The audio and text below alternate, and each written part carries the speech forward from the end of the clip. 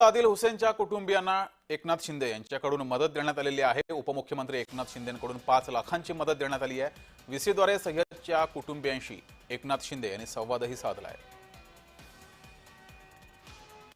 एक तिथे जो स्थानिक आदिल नावाचा एक तरुण होता, त्यांनी या पर्यटकांना देखील जेव्हा आतंकवादी आले, पर्यटकांना देखील ताबडतोब काही लोकांना त्यांनी तिथून खाली जायला सांगितलं।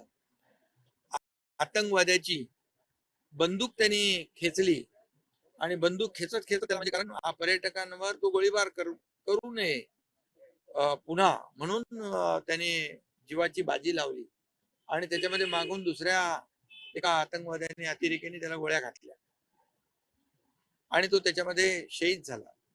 त्याच्याशी त्याच्या परिवाराशी देखील मी आज फोनवर बोललो।